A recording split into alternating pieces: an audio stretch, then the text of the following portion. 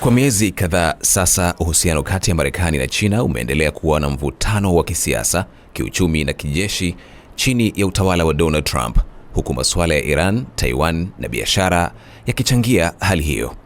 Katika hatua mpya ya kidiplomasia, Xi Jinping alimkaribisha Trump nchini China Mei 13 kwa ziara rasmi iliyohitimishwa leo Mei 15, hatua inayotajwa kuwa inaweza kusaidia kurejesha mawasiliano na kupunguza mvutano kati ya mataifa hayo mawili yenye ushawishi mkubwa duniani. Katika mfululizo wa mazungumzo yao, viongozi hao wawili walijadili masuala mbalimbali ikiwemo vita vya Iran, biashara, teknolojia na kisiwa cha Taiwan kilichopo kusini mashariki mwa China. Pamoja na juhudi hizo za kidiplomasia, vitisho vya kila upande kuhusu kuongezeka kwa ushuru wa bidhaa bado vinaendelea kuwepo. Trump amesema Xi ameonyesha nia ya China kusaidia juhudi za kumaliza vita vilivyohusisha Iran pamoja na kusaidia kufunguliwa kwa mlango bahari wa Hormuz, eneo muhimu kwa usafirishaji wa mafuta duniani. China, ambayo ni mnunuzi mkubwa wa mafuta ya Iran, anatajwa kuwa na ushawishi mkubwa kwa serikali ya Iran, huku Trump akitarajia Beijing kutumia nafasi hiyo kuishinikiza Iran kufikia makubaliano yanayokubalika kwa upande wa Marekani. Trump pia amesema Xi amemhakikishia kuwa China haitatoa vifaa vya kijeshi kwa Iran, hatua inayotafsiriwa kama ishara ya kupunguza mvutano wa kimataifa. Hata hivyo, pamoja na kauli hizo za matumaini, tofauti kubwa bado zinaendelea kuwepo, hasa kuhusu kisiwa cha Taiwan. Rais Xi amemwonya Trump kuwa mvutano kuhusu Taiwan unaweza kusababisha mgogoro kati ya Washington na Beijing. Mvutano huo umeendelea kuongezeka baada ya Trump kuidhinisha kifurushi cha silaha chenye thamani ya dola bilioni 11 kwa Taiwan mwezi Desemba, ingawa utekelezaji wake bado haujakamilika. Aidha, waziri wa mambo ya nje wa Marekani Marco Rubio amesema kuwa itakuwa kosa kubwa sana kwa China kujaribu kuichukua Taiwan kwa nguvu. Katika ziara hiyo pia, Trump ameweka msisitizo kwenye biashara, akitaka China kuongeza ununuzi wa bidhaa za kilimo na ndege za abiria kutoka Marekani, huku mataifa hayo mawili yakijaribu kuweka mfumo wa kudhibiti tofauti zao na kuepuka kurejea kwa vita ya kibiashara iliyochochewa na ongezeko la ushuru wa bidhaa mwaka uliopita. Harun Tambwe, Kasri. Ziara hii itakuwa na maana gani? Ziara hii kwanza ilikuwa na malengo mawili. Ya kwanza ni swala la kiusalama na pili ni swala la biashara. Ukiangalia kwa upande wa kiusalama, hii ndo mara ya kwanza kwenye historia ya mahusiano ya hizi nchi mbili ambapo rais wa Marekani kazuru China akiambatana na waziri wa ulinzi. Ndo kwa mara ya kwanza. Kwa upande wa biashara, hii ndo ziara rais wa Marekani ambayo imebeba executive, viongozi wa kibiashara wengi zaidi na wakubwa zaidi kutoka Marekani kwenda China. Nadhani wameenda CEO zaidi ya 25 kutoka makampuni mbalimbali ya Kimarekani, ikiwemo Elon Musk wa Tesla, Tim Cook wa Apple ambaye anastaafu next September, na pia Jensen Huang ambao ni wa Nvidia, ambao Nvidia sasa hivi ndio kampuni yenye thamani kubwa kuliko zote duniani. Kwa malengo yake ilikuwa ni hayo mawili. Sasa katika upande wa usalama, Marekani inahitaji msaada wa China kuchukua nafasi kubwa zaidi kwenye mgogoro kati ya Marekani na Iran. Kwa kifupi, Marekani inahitaji China atoe kauli kali. Na gia ambao ametumia kuingilia kwenye hilo ni kwamba kwenye ile Strait of Hormuz ambao imefungwa sasa hivi na Iran, kuna meli za Kichina zimekwama pale, na actually in fact kuna meli ya Kichina ambao kwa bahati mbaya imelipuliwa na kombora la Iran. Kwa Marekani inajaribu kumuingiza China aweze kuweka nguvu zaidi kwenye mgogoro. Lakini pili ni kama ilivyotajwa kwenye taarifa hapo kwamba kuna swala la Taiwan ambao kwa muda mrefu Marekani imekuwa ikisupport Taiwan, lakini China ina kitu inaitwa One China policy ambao wao wanaamini kwamba Taiwan sio jimbo linalojitegemea, ni sehemu ya nchi yao. Kwa hiyo lazima wasazishe mambo kama hayo.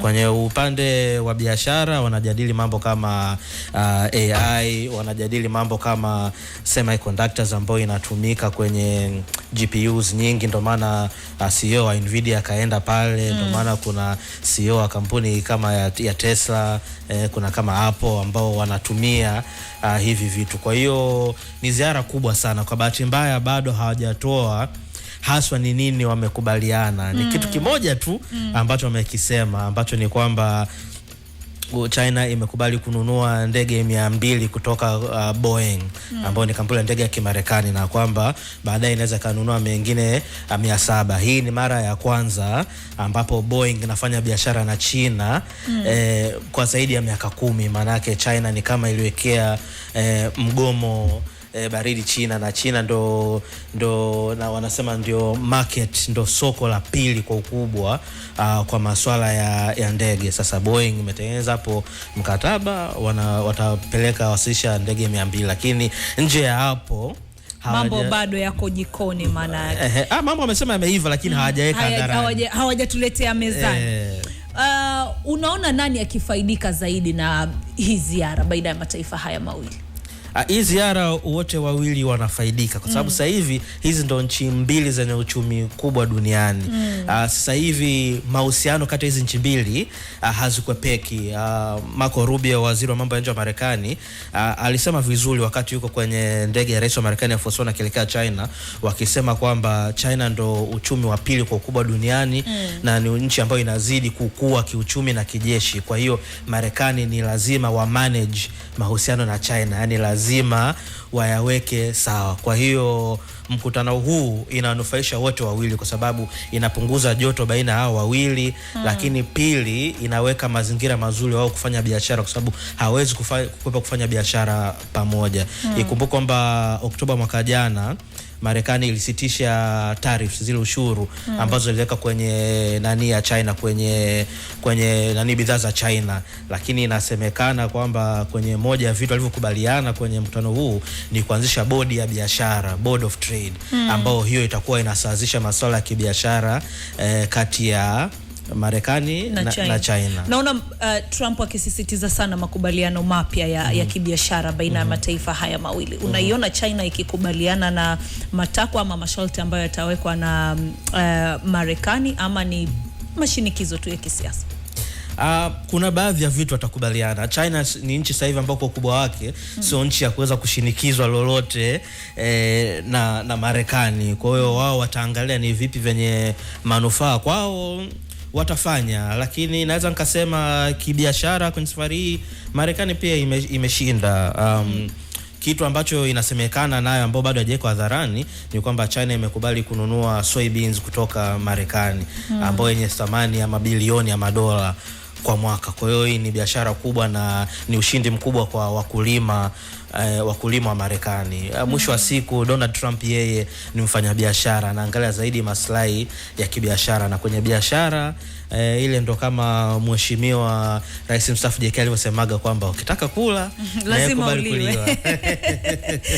Sawa, unaweza kutazama Crown TV kwenye kisimbuzi cha Azam channel namba 415. Utakuwa tayari umeshomona Edson Maziwa pale kwenye bata batani akiwa na mastaa wakubwa tu, na leo alikuwa na Sofia Ameloa. Lakini licha ya hivyo, siku ya Jumapili inakuja hapo utaweza kutazama kipindi cha Worship in Spirit kuanzia saa 10:30 jioni. Halikadhalika saa 3 usiku utaweza kumtazama director Nice pale kwenye Nakshika.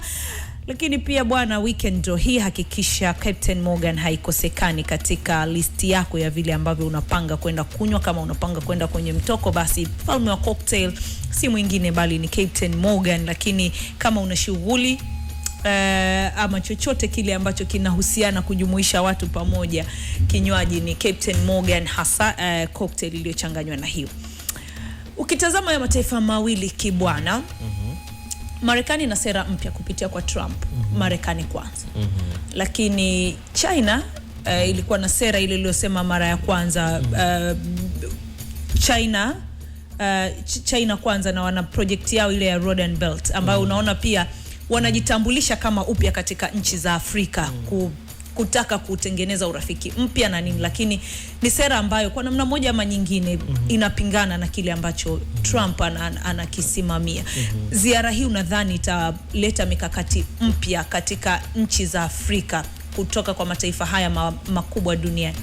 Nadhani kwa upande wa Afrika bado hizi nchi mbili zitaendelea kushindana, kila mmoja akitaka kumpiku mwenzie. Na actually ukiangalia kwa Afrika, Marekani imeanza kuiga njia ambazo kwa inatumia China ilipokuja kwenye swala la Afrika huwa inaingia kwa gia ya uwekezaji, hasa uwekezaji kwenye miradi mbalimbali ya miundombinu.